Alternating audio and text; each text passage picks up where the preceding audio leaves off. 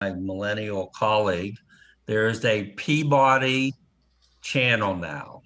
And what Oh is up God. on there is Michael Menard and Mo Seeger and a couple other little things. And I'm waiting, Sandy, for Adria to send. And Michael, I put I think my recording up, but I thought you went back and did a better job, right? Like you Yeah, beefed yours up.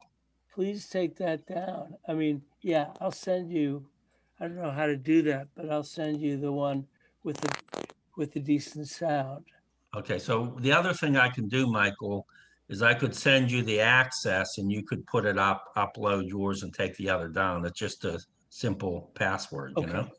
Okay, Let okay, me do that, and that way you'll know which one's right, okay? okay. All right. Right, and then we're doing some edits on Pam Golden's. Her millennial's supposed to help us figure out some of the edits. And Well, we'll see um, where Adria, what, she didn't respond to you yet? no, correct, because I sent you, I think, the email earlier today. So it is, I'm gonna send an email out afterwards, after we put up Chuck's to everybody with the link.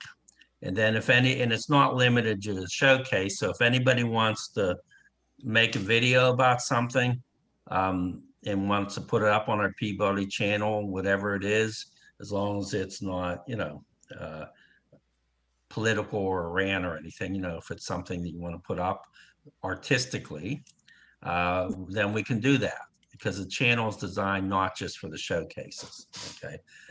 But it is actually up and running, and we're ready to roll. And then I just remembered, Michael, that Michael Menard, I thought you had done another different one, a better quality one than the one I had recorded. So, okay, so let's go and start our program with Chuck. I'm going to do my screen share and share this. And hold on, I'm going to close this file. Okay, there we go.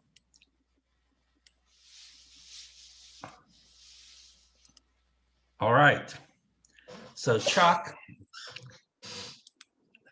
is going to focus mostly on his work in Africa and Rotarian, and not on his excellent service for the past number of years as the, I don't know what you call it, the reunion master, I guess.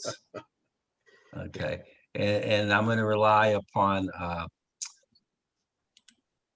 Larry Warshbell is going to do the recording so that we can go ahead and end up putting it online. So Chuck, why don't you just go ahead and start and tell us what you're doing here.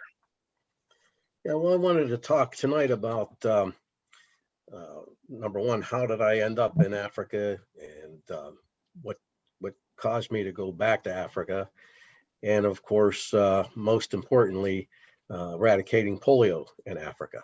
So I'd like to just start with, since many of you haven't seen or heard of or talked to since high school, and how did I end up getting to Africa?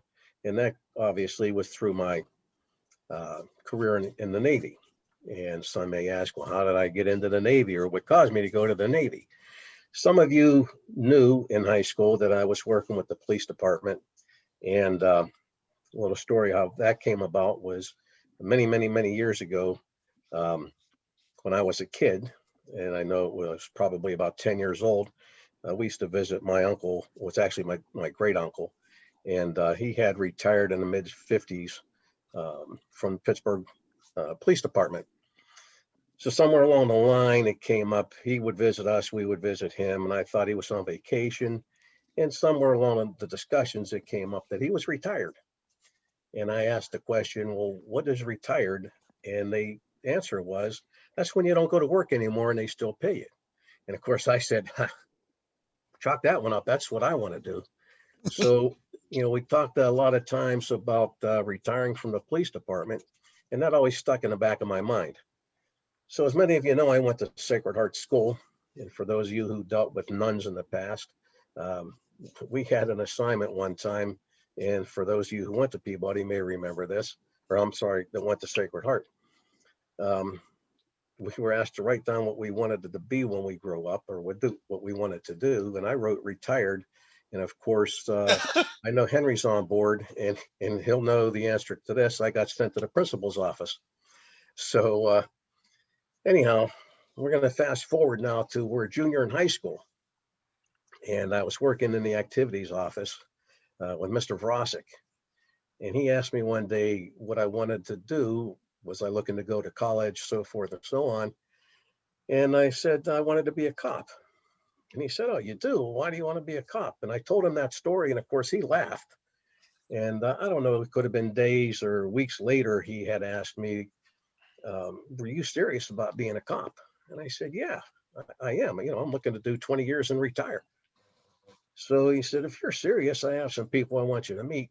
And he introduced me to a couple of detectives. And long story short on that, I started to work with the police department when I was a junior in high school. And some of you classmates may have heard those stories. And well, I'm here to tell you that they were true. And so we graduated, and I went to the academy that summer, the police academy. So long story short on all of this stuff was I ended up being the guy that went into the schools around the city to follow the drug traffics. In fact, I used to say they made shows about me, and they had Johnny Depp playing me on 21 Jump Street, and that's the kind of stuff that I did. And then 1971, I'm sure everybody remembers the sitting in front of the TV and watching the draft numbers. Well, I had a very low draft number, and my brother had just come back from the Vietnam jungle in 1968. And he said, Chuck, you're not going to the jungle, so you need to either go in the Navy or the Air Force. And so needless to say, I went down to both of those recruiters, and the Navy had this big project going on with nuclear Navy, and I qualified for that program, and that's how I got into the Navy. And without getting into much detail, my years as being a cop followed me into the Navy, and my job in the Navy caused me to go to many places throughout the world, many different times. So anyhow, I started, if you look at this view of Africa here, this map, people don't realize how many countries there are in Africa. And we're going to talk, I was in Morocco and Algeria, and I was in Libya, and then got into West Africa, into Ghana, and over in the the East Coast into Djibouti. And a lot of these had to do with my time in the Navy. And I always enjoyed the African people, and outside of the cities, they obviously have big cities the same as we do here. But when you get outside of the cities, African people are just a wonderful, wonderful people with a lot of soul. So anyhow, I did go back. If you look at the dog leg there on the west coast of Africa, you can see Cote d'Ivoire is right west of Ghana. Cote d'Ivoire is where this trip has taken me into working with eradicating polio. And of course, this has happened through Rotary International. Now, when you get into customs and you meet a guy like this, what more can you say? I mean, this face says it all. Welcome to Africa. Welcome to Cote d'Ivoire. We can be friends. And man, that just kind of set the tone. So, going through customs as a Rotarian is, I don't know if any of you are Rotarians, but going through customs as Rotarian is a very simple thing. You generally are met by somebody, and they ask you for your passport, and they take you into a little room, and they have some drinks for you and so forth, and then they come back and your passport's already stamped. So it's a pretty neat way to go through customs as a Rotarian. Rotary International, for those of you who are unfamiliar with it, is an organization, it's a service organization, and internationally, it is so powerful that Rotary International actually has a seat on UN, in the UN. So it's very well known throughout all of the countries, very well respected, and get a lot of things done both locally and internationally. A lot of global projects going on. We finished another one a couple of years ago, was a water project. If we have time later, I'll talk about that. And we're actually working on a project now for a library in Kenya. And again, if we have time, I can touch on that a little bit too. But this particular time here, we stayed in Abidjan, which is an export city in Cote d'Ivoire. It's a big city. And of course, we had to travel from there to these places, these villages throughout the jungle. So each day we'd get up somewhere around 5 a.m. and they always had a nice breakfast for us. So we stayed at actually a nice hotel. But then we were headed out for sometimes 3 or 4 hours of drive through a lot of these kind of roads, because as soon as you get out of the actual city, the roads aren't too good. But we go through these roads through the jungle and end up at the villages. And each village is It's supposed to be the village. The village picture didn't come through. village picture didn't come through. Okay. Yeah, okay. So the villages, let me talk a little bit about the villages. Villages are built with anything from straw huts to these sheet metal structures with thatched roofs. Some are as basic as cardboard walls. Been in villages that are actually mud huts. But for the most part, the people, what's really surprised me, are very clean and welcoming. Every village we went into, they were dressed up in whatever their tribal regalia was to welcome us. A little background on the polio vaccines. Rotary got involved with eradicating polio in 1979 in the Philippines, actually. And then, of course, that has grown and grown. In 1985, Bill Gates put a challenge to Rotary that if we could raise $5 million in 5 years to help eradicate polio, that he would match that dollar for dollar.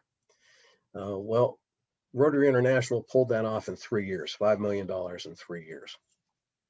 And that was wonderful. A lot of progress was made. And then a following challenge came from Bill Gates that if we could raise, and I can't remember exactly, but if we could, and again, I'm going to say it was another $5 million in 2 years. And that happened again. So it's got to the point now where Bill Gates, for every dollar we raise to eradicate polio, he and Melinda Gates Foundation throw in $2 for every dollar that we raise. Now, you have to keep in mind, a lot of this money that is raised, unfortunately, a lot of it does go to the polio vaccine. Today, there's only wild polio left in 2 countries, and that is Pakistan and Afghanistan. Nigeria, well, this is a cool shot. We'll talk about this one in a little bit. Nigeria has just been deemed polio free about 2 years ago. And prior to that was India was deemed polio free. And the way they determine that is when you have no wild polio cases in a 2-year time, you're deemed to be, you're taken off the endemic list. And then after the 3rd year in a row, then you're determined to be polio free. So just recently, last week I looked up so far this year in Pakistan and Afghanistan are, I wrote them down here now, so because I didn't want to get these wrong.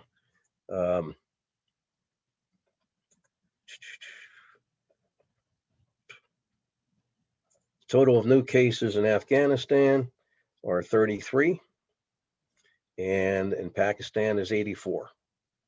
So when I checked last week, there was no new cases in the month of May in either country. So again, that's all good news, which is interesting when I talk to people today who fight against the vaccine and all of that stuff, and I don't want to get into politics or any of that, but it just amazes me. So this is what polio, those little containers there, that's what polio vaccine comes in. It's got to be kept cold. And that next slide is really out of place. That should be more to the end. So I'll just mention to you that the next slide. Well, good. We'll go on. We'll come back to it. We'll come back to that. Okay, so what happens here, you get this little vial, and each vial is good for about 5 doses. Each dose is 2 drops. 2 drops of liquid in a child's mouth. And we're going to vaccinate every child that's under 5 years of age. Now, every village that we go into, and I'm sure y'all have watched the National Geographic films where people go into a village and they meet with the village, the village chief and the elders, and you exchange gifts and you do all of that good stuff and you have a meal, and all of that's true.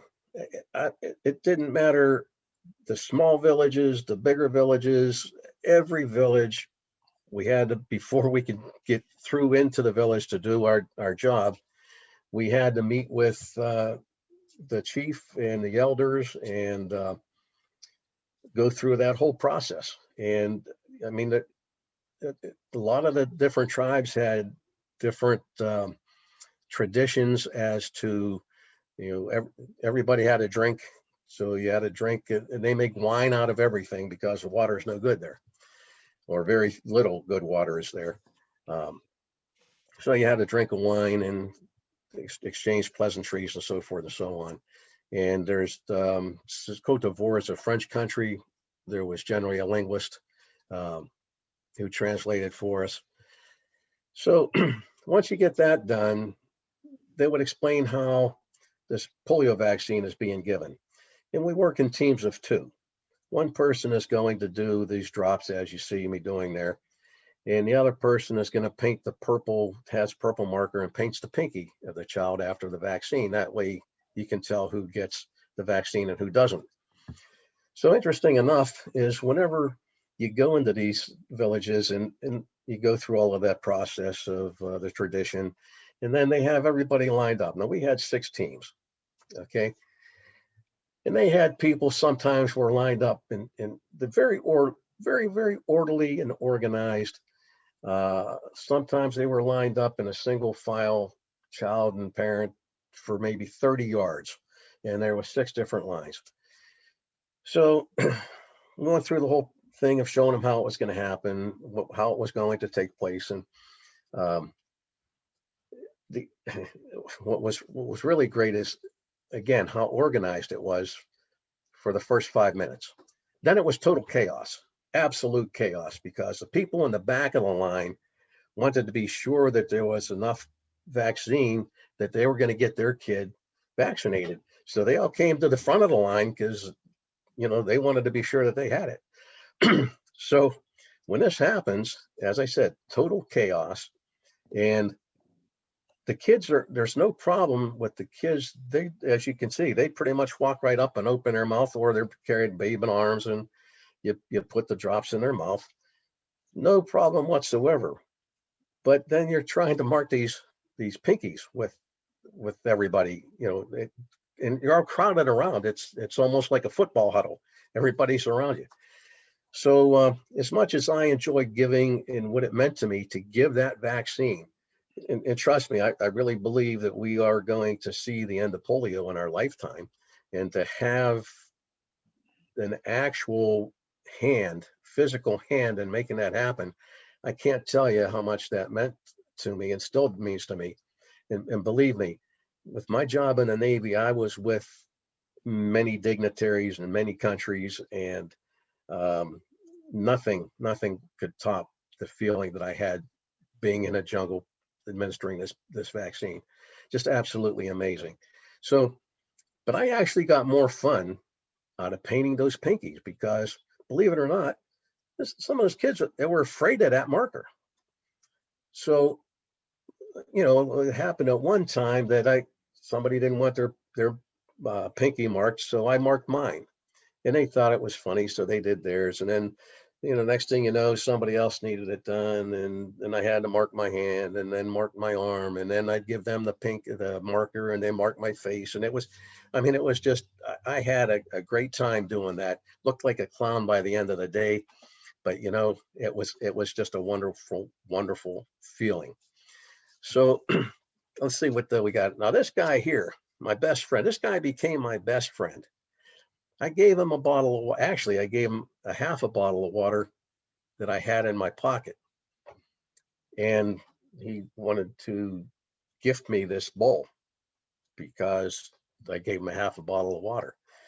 So I ended up giving him a full bottle of water also, and he gifted me some, I have some things up here, some ebony stuff up on my shelf that he had given me for just unbelievable what water means to these people. And then he followed me around the village, told everybody I was his friend. It was amazing. Interesting. They have some, I don't know what they call it. They would either speak in French or their tribal language. And obviously I didn't know any of them. So anyhow, I just wanted to point out the whole thing about what water means to these people. So yeah, we can go, Bob, to the next one. Do we have the next one? Is the name? Yeah, okay, so we'll start. Anyhow, while we were at the village with my best friend, it was like a movie thing that there's all kind of, as we're doing this vaccine, then there's a ruckus over in the background. So everybody stops to look at the ruckus, and here you could see two vehicles coming down the road, and of course they ended up being two big black SUVs, and it was just like being in the movies. They come, everybody goes over to see who it is, and excuse me, a guy gets out in a suit coat. So he comes over and has a talk with the linguist. The linguist then talks to the guy who was in charge of our group. And then the guy in the suit gets back in the vehicle, and the two vehicles take off. So we finish what we're doing and we get back into the bus, and we're informed that we were invited to meet the president of Cote d'Ivoire. So we actually were scheduled to do another village that afternoon. That was scrapped. We had to go back and get showers and cleaned up and make ourselves presentable to meet the president. So I'll go back to the next slide, Bob. So we go there, and at that time I was president of my club. So what they did was they had everyone who was an officer in the Rotary Club got to sit at the cabinet table with the president. So this was my seat, and with my name tag at the cabinet table. So here we are sitting at the cabinet table, and as they were introducing us to the president, we were introduced with what was on our visa application. So I was introduced to the president as Chuck DeSabato, Pittsburgh, Pennsylvania, U.S. Navy Chief Petty Officer, retired. So the president looks at me and says, "U.S. military, are you?" "Yes, sir, I am." "Thank you for your service." Now, once again, during my naval career, I spent many times with many dignitaries of other countries. Not once had anybody ever thanked me for my service that way. So during that time, this was in 2015, there was a whole lot of stuff going on, a whole lot of rumors going on about how our military was not recognized and our military was not respected around the world. Well, that was just my introduction as to how our military is respected in other countries. Now go back to the one before go back again. This is the president of Cote d'Ivoire. Now, from previous experiences being with people, it's customary to give a gift. So I just happened to grab, that's a trading banner from my club. I threw one of those in my pocket. And so he asked me a few questions about how many times I've been to Africa, why did I come back, so forth and so on. And anyhow, I gave him all the pleasantries and said, well, you know, I have with me, to show my appreciation, I would like to present to you my club banner, and I would like for you to accept it. I also have to tell you, with as many places as I've been and people I've been with, they normally will tell you, well, you can give it to my lieutenant, or you can give it to my whoever, whatever linguist, whomever it may be. This guy stands up and said, I would be glad to, and starts walking over to me. So I'm fumbling for my banner. I grabbed my camera out of my pocket and gave it to my buddy and said, snap a picture of me, because, you know, this never happens. So interesting enough, after this happens, the next day, as we get into the bus, we're going to have to get under the bus to go to the next village. And there's a black Humvee there and 6 soldiers, and they've got their AK-47s and so forth. And we get on the bus, and one of the soldiers gets on the bus and informs us that we will have a military escort for the rest of our time there. So, okay, we can change the next pictures. We get to the next village, and as this actually is, well, actually, falls next in line anyhow. This is one of the Rotarians' homes.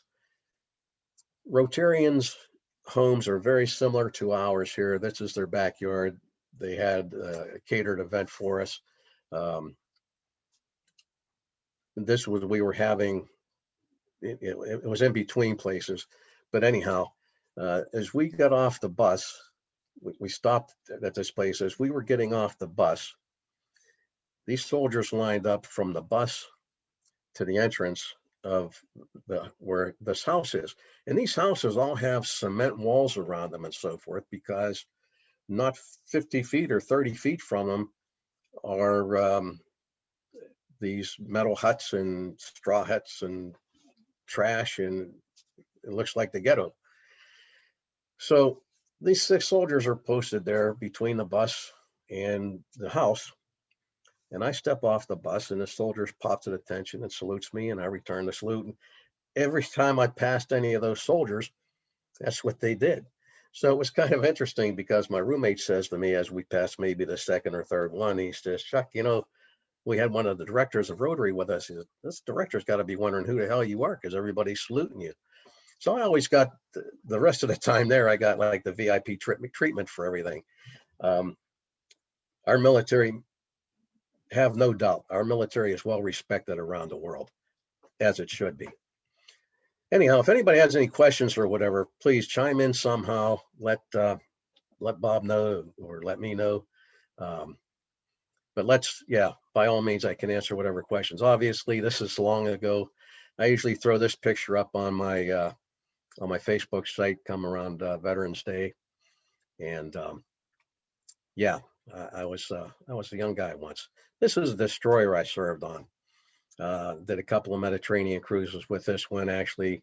It was up and down the East Coast a number of times. This ship is like 350 feet long, with a complement of about 285 men.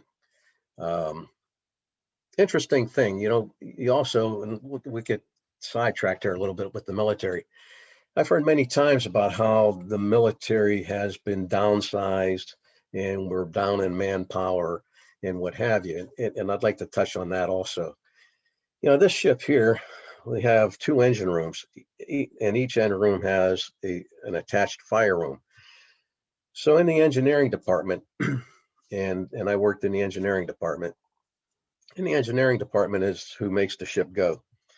And on this ship, we had about 100 people in our engineering department, which covered 4 workspaces. So on the new ships, the new destroyers are gas turbines. This is a 1,200-pound steam turbine ship. And the new ships are, as I say, gas turbines.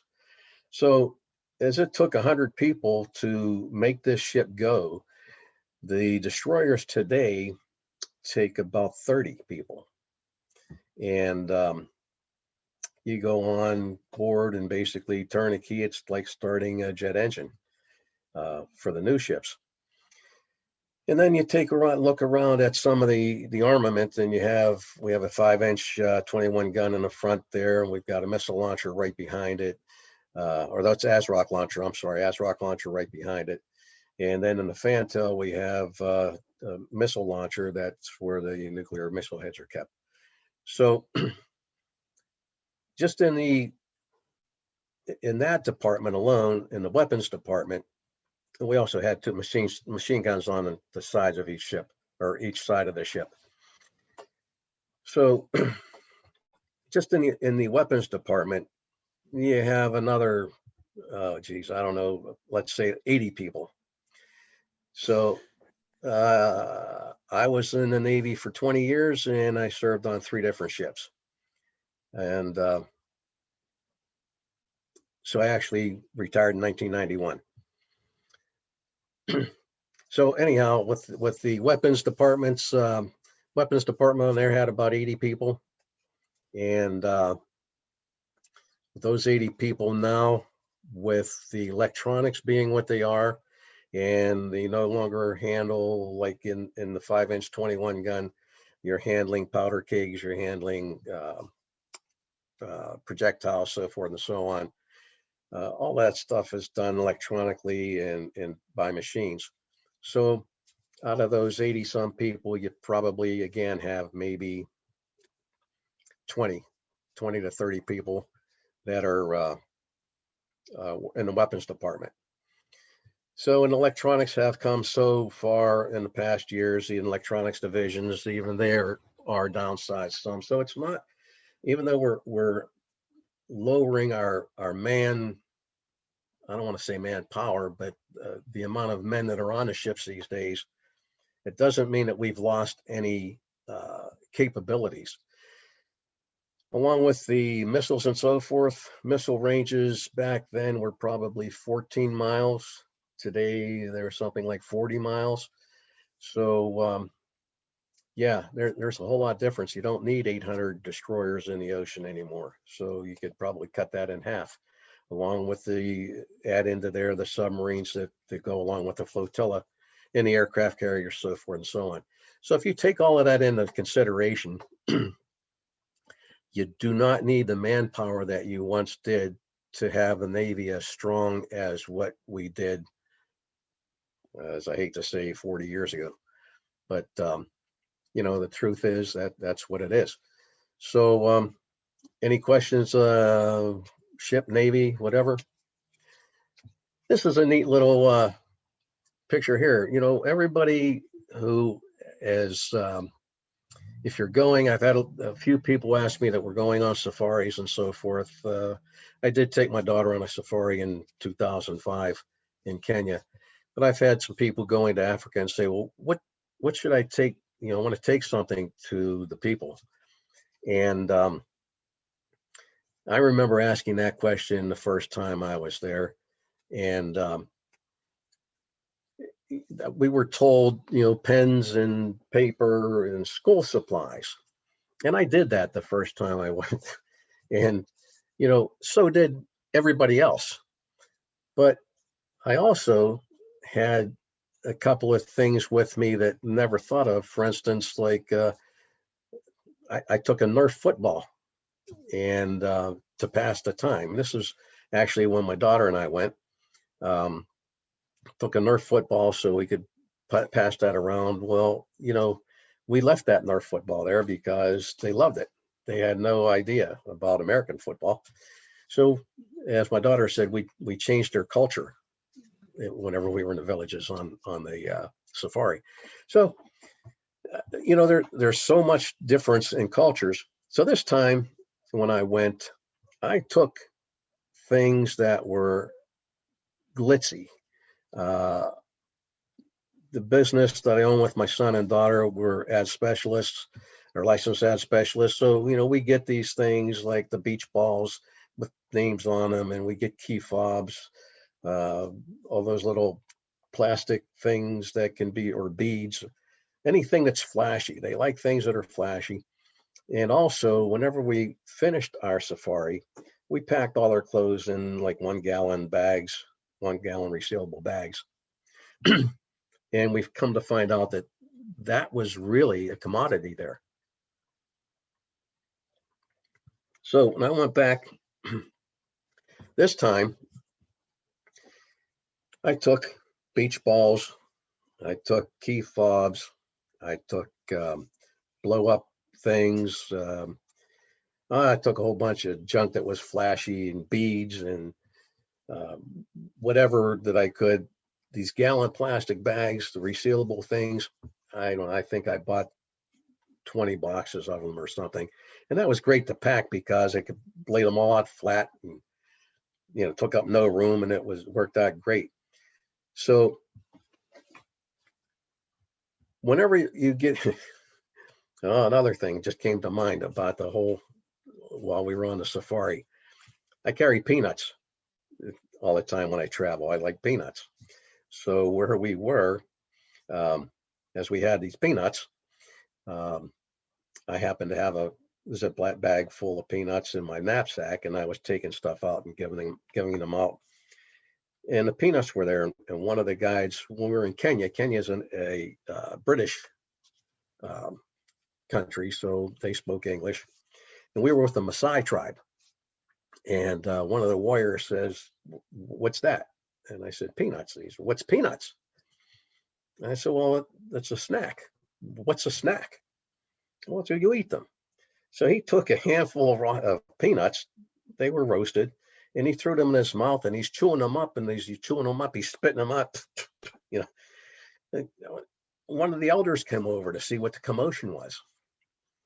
And, I explained to the elder, "Oh, no, that's something that we eat." And I broke it open and gave him the seeds, and he ate the seeds, and he really liked them. Needless to say, they took the rest of my peanuts.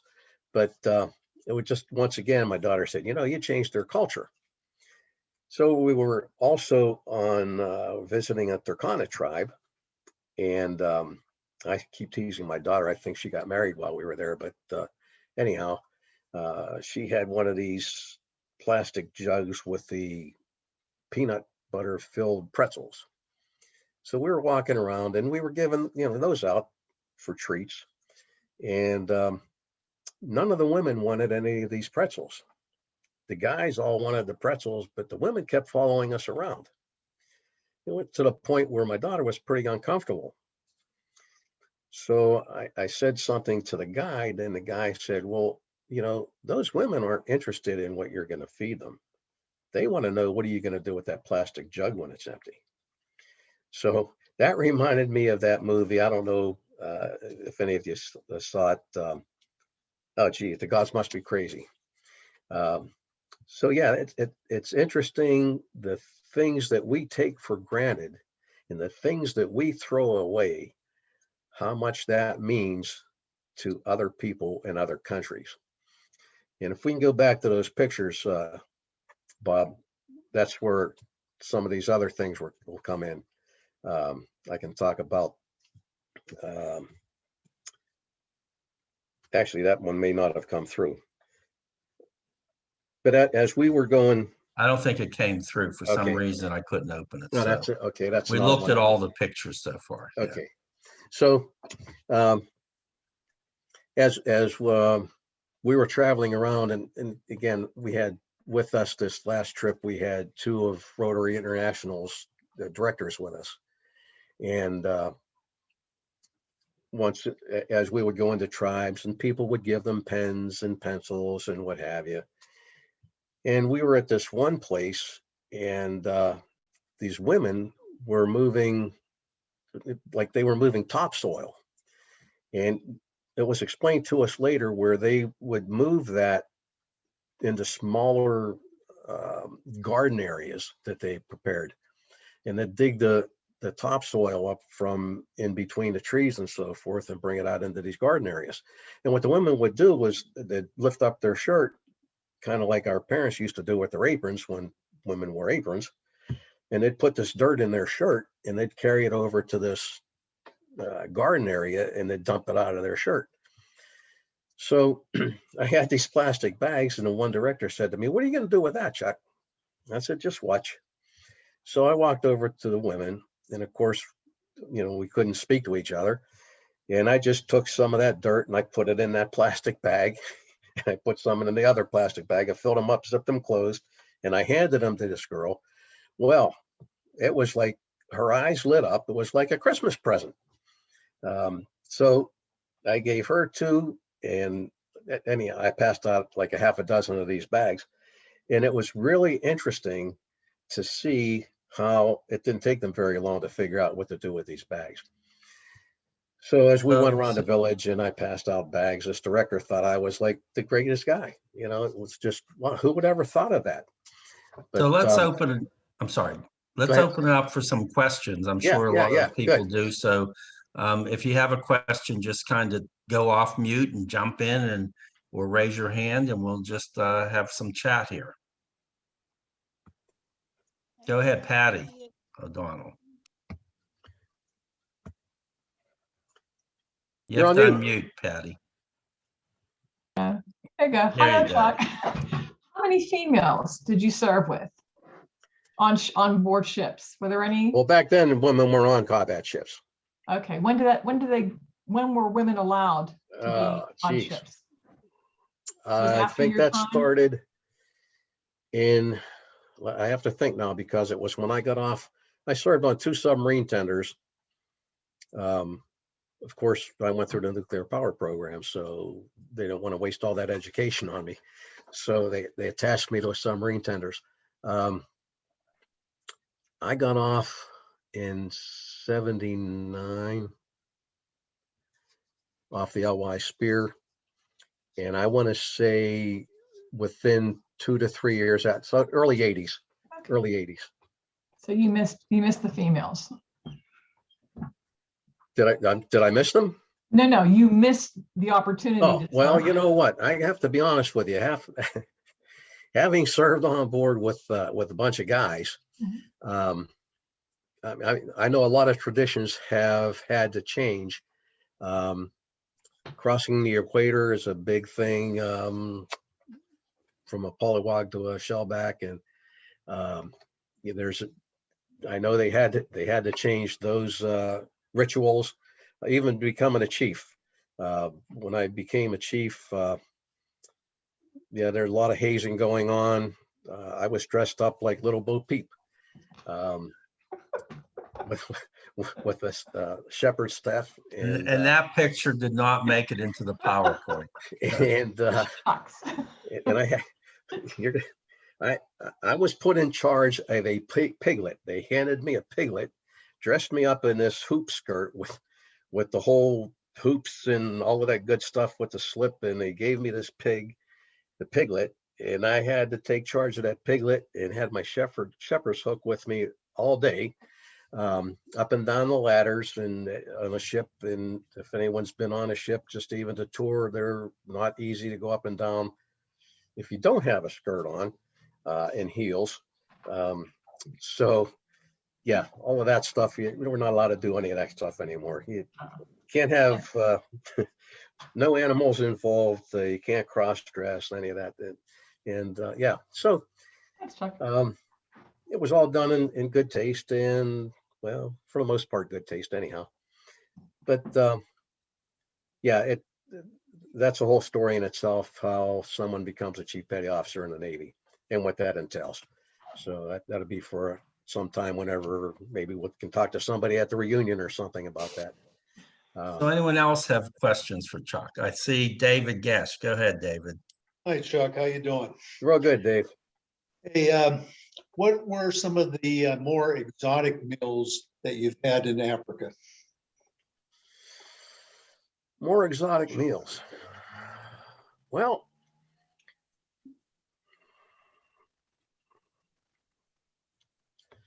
I don't really don't know. Africa really, they had boar, a lot of fish, obviously, chicken. Of course, their chicken is guinea hens. I guess one of the strangest things I had in Africa was donkey sausage, and I got to say it was pretty good. Nothing really exotic. I mean, well, not in this trip anyhow. When we did the safari, yeah, there was had antelope and had gazelle and all of those, all the game animals we had. Interesting enough, I still tease my daughter today. She thought she had lion, and it was really loin. But Funny. we're sitting after dinner. She said, "Dad, did you like that lion?" What are you talking about? Well, I had monkey there too. Yeah. So I said, "What are you talking about, lion?" She said, "Didn't you get any of that lion?" I said, "There was no lion. What are you talking about?" She said, yeah, it was at the beginning of the line." So I said, "You got to show me."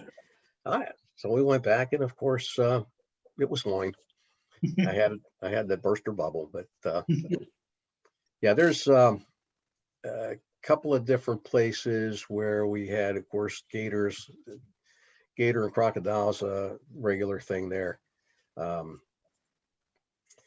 trying to think. Yeah, that's probably, pretty much the game animals. I hope that answered your question. I have a Yeah. question. I had some more. Sandy. Oh, I'm sorry. Go ahead, Sandy. I'm actually going to Africa in a couple of weeks. I just got Okay. back from Colombia and got tear gas, but that's a whole other story. But what are some of the other things, when you say glitzy, what does that mean, glitzy, that I can bring as little gifts? I mean, I don't want to Oh. bring this crap, Well, where are you going? Tanzania and Kenya. All right.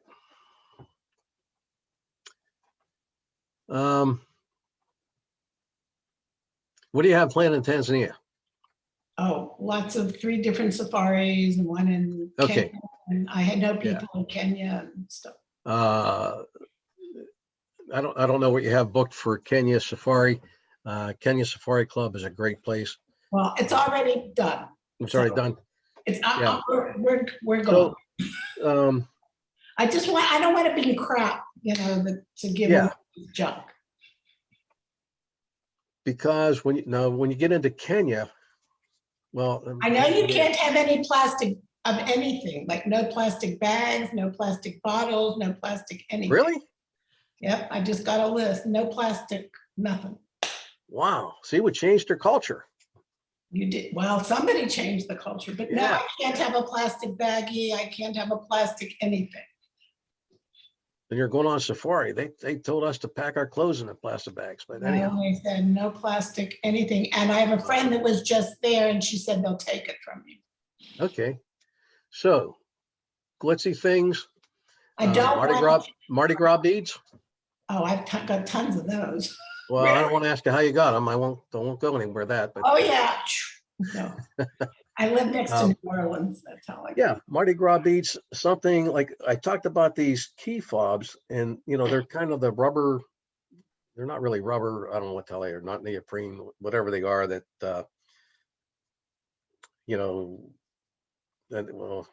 neon kind of neon color stuff. Well, but I was told you're not supposed to show any bright colors to any animals. Anyway, we can talk offline. I don't. Oh, we can talk about that on the side. Anyway, thank Safari you. on the animals, that's a different thing. Yeah. Okay, thank you for sharing all this tonight. It was Yes. interesting. Generally, when I've gone to Africa, they say, bring your clothes and leave your clothes behind. Well, as that's Chuck what I'm gonna mentioned. do Yeah, anyway, yeah. which is always Okay. what I do when I travel. Well, here's the thing. Yeah, when you take some clothes, if you have t-shirts like, you know, the old concert t-shirts and those kind of things, Oh, that's a good idea. they like those. I'm kind of wearing a couple of hats here now. I'm wearing a tourist hat, and I'm wearing a Rotary hat, and I'm wearing a Navy hat. So the You're first time I went, 1974, 75. Well, it had to be 75 because anyhow, it doesn't matter why it had to be 70, but they were interested in the president coin, Kennedy $50.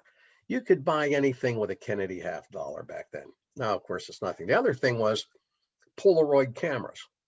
If you could take a picture of somebody and leave them that Oh, photo, I have a they little- would trade. I believe, and there's stuff on my shelf back here that I've traded for.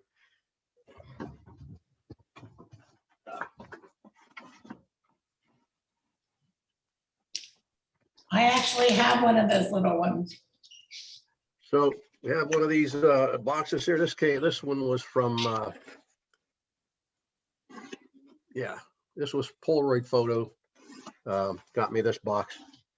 Now, you don't feel guilty? That's a pretty nice box for a little picture. No, you know, but here's the guy who was carving this stuff out. Had a photo of himself that he could show people of him carving out this stuff. He was happy as a lark. And the same as the guy that gave me the other stuff.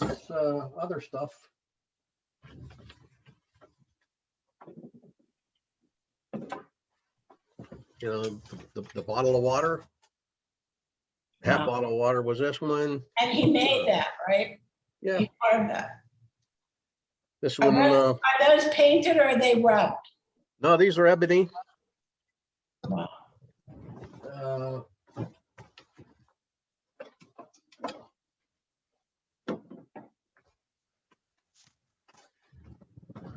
Turkana tribe, Maasai tribe. When you get into Kenya, Yeah, I'm going to the Maasai. Yeah, we're doing. yeah, Maasai.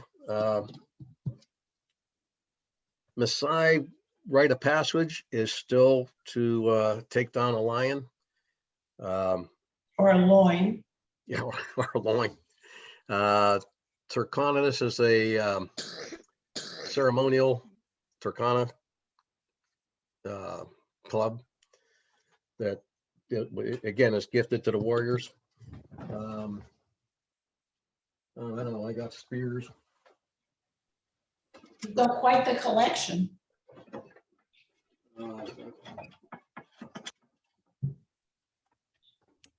Anyone else have any This is- questions for Chuck? This is a bridal necklace. Yes, that's gorgeous.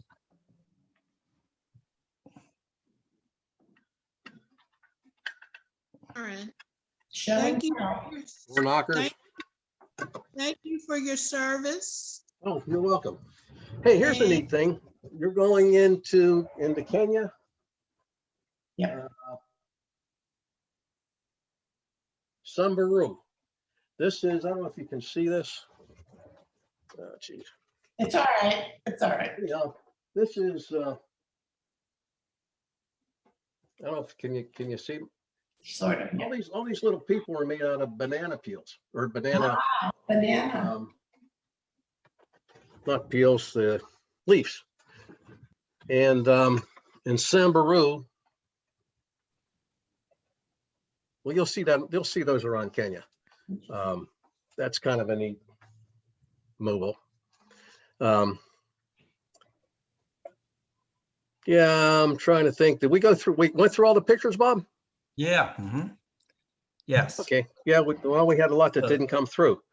Let me tell you just another story if we have time. Yeah, we can do one more story and any more questions, and then Okay. we can wrap up. Good deal. One more story. We go into this one village. Now, when we get into these villages, there's very rarely do you see older women. And from Janice Cohen, yes, I was a cop. I was, yes, I was. anyhow, we go into this village and we meet with the chief and his elders, and then there's a younger man. Well, we go in, you don't usually see older women because don't really get to see older people at all, but for some reason the men seem to live longer. I guess because the women do all the work there. Do all the work, right? Yeah, exactly. And what happens is when people get sick over there, they don't have medicine as we do here, or it's not readily available. So a lot of times, especially in the tribal places in Kenya, they'll tell you this when you talk to like the Maasai. If someone gets sick and they can't get them any type of treatment other than their medicine man, they just go out into the field somewhere, and the villagers will bring them food every couple of days until it's not there anymore. And until they take it there and there's still food there, then they don't bring any more food. That just means the person either died or was killed or something. But anyhow, so we go into this one village, and I was really surprised, didn't think about it at first, but there were older women and they're all dressed up in their regalia. As I said, when we go into these villages, people were so happy to see us. And they'd dance and hit their drums and all of that stuff. And so this one guy was a younger man. I would guess he was probably in his 40s. And he was dressed in all kinds of regalia. And he spoke English and whatever the tribal language was. So we did our thing, and we did all the vaccines, and we had some drinks. And then they took us away. Normally they would feed us. So they took us out of the center area, the congregating area, and we were walking towards this cement wall. As I said, a lot of these places that had nice homes were covered or surrounded by a cement wall. So, they open this like a metal door, and we go through the wall, and all of a sudden we're in this place. And Patty, I think I told you this story before. It was like going into Disney World kind of place. It was a mansion, or literally a mansion there. And they had these huge, bigger than life-size statues of lions and giraffes and ostriches and so forth. And now they also had, and they're dancing and carrying on. And we go over to where the bar was. Now this bar, instead of just having their whatever kind of wine they were making, had, Chivas Regal and Jim Beam, and had all the top shelf stuff that we have here. And I noticed that the one guy was in a golf shirt and cargo shorts, and he's kind of barking orders at everybody. And these people are all standing around like servers at a wedding, tuck shirts and black pants and so forth and so on. So I walked over to this kid and said, what is this place? And he said, oh, this is my father's house. And I said to him, well, who's your father? And he kind of looks up and about, and he points to this guy that's all dressed up in the regalia. And I said, well, not just, who was your father? Oh, before that, whenever he was talking to everybody, I asked if he was the linguist, and I was told that he was the medicine man. So, okay, that makes sense. He was all dressed up in regalia and so forth. So anyhow, he points out this guy who I was told was the medicine man. And I said, oh, so your dad's the medicine man? And he kind of chuckled, and he said, well, I guess you could say that. He's a pharmacist. I said, oh, okay. He said, but my mom's the doctor. Of course. I said, well, where do they practice? Like, mind you, we're 4 hours away from the town. And he said, well, we practice in Abidjan. He said, I'm a pharmacist, and my sister's a pharmacist, and my brother's a pharmacist in Boston. I said, wow. So you can't commute every day. So he said, oh, no, this is their weekend home. My sister lives here, but we live in Abidjan, and they come out here for the weekend. Now, I'm telling you, this place was an absolute mansion. And So as we're talking more and more, I said, well, how do you have this here? Are you part of the village? And he said, well, what happens is, and you may have heard this story again on National Geographic, the village paid for his father to go to school in France for his education. While he was in France is where he met this guy's mother. He met his wife, the doctor. So in turn, that man is responsible then to come back and take care of that village. And when he explained that to me, I know that I had heard that on National Geographic. And then if you research it, they'll tell you that. So it made sense that the older women were, then things started to click. You know, it made sense that the older women were there to greet us. And, you know, instead of having their typical guinea hen lunch or for dinner or whatever, we went over here and they had the roast boar and all kinds of different fish. You know, they get tilapia right out of the sea there. And, you know, I've had tilapia a number of times. I generally don't have it anymore here. But there's nothing like, you know, fresh tilapia out of the sea. It was absolutely delicious. But, and when they serve you fish over there, it's, you know, they serve you the fish and, you know, you cut off what you want to eat and leave the rest of it on your plate. But, yeah, that was, I thought that was a good thing to let people know that really does happen. Okay, so any final questions for Chuck or comments? Just raise your hand or pipe up if you're on no video. Okay, so a couple things. Some of you came in later. The Facebook Peabody channel is actually active and alive, and I'm starting to upload things. And after we upload Chuck here, and want to make sure we have the right version of Michael Menard's excellent presentation too. I may have got the right one up, but we're going to figure that out. Then if people want to put stuff up, they certainly can. And I think I'll ask maybe Larry or Michael or whoever else, couple people to help curate it. And it's open to all Peabody classes. And there are a lot of people I see on Facebook who are doing creative things. So I hope that we can build over time a little bit of a, I don't know, call it creative community and the showcase, in addition to the showcases. Yeah, so anybody, so I will email that out to our list in a couple days with the link. It's basically, I think it's Peabody Variety Show on YouTube. So if any of you can't wait, if you Google that in, Peabody Variety Show on YouTube, it's there. There's 4 or 5 things up, but we'll build it over time, and I think it's going to be fun for all of us. So any of you want to put a video up, anything, as long as it's tasteful, we'll put it up. If you want to read a poem, if you want to tell a story about yourself, if you want to have something there, then we'll open this all up, and we'll also, as I indicated, be open to any Peabody graduate from any class. And we do have some very talented people in other classes. Upcoming on our showcases, we're going to have the Cardillo brothers are going to do something, I believe, next week or next month.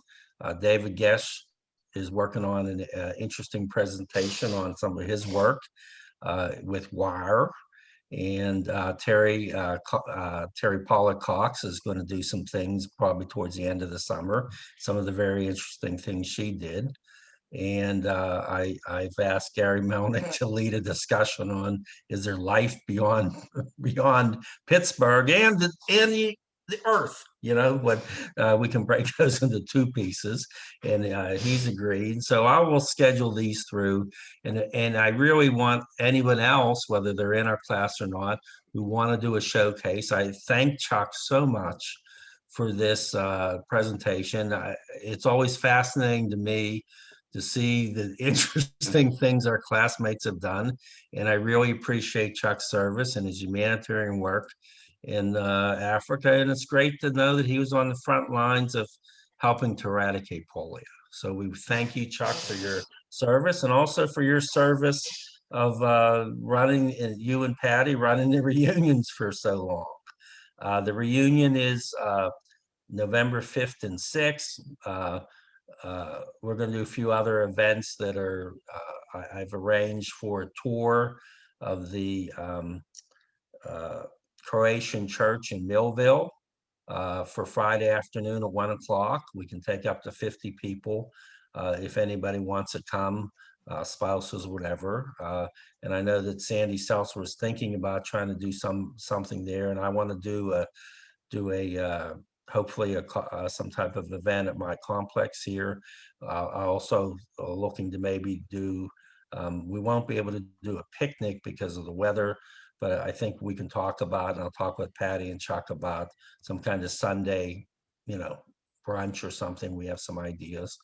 And so, yeah, so those of you looking forward to that, but let's keep this going. It's great to see everybody. And really, it's nice to get those bonds. Anybody want to say anything? I see Unmute Siri yourselves mentions and that. say. Go ahead. Did Siri just get in here? Yes, she came in a little later than the rest of us. Hi, Um, Siri.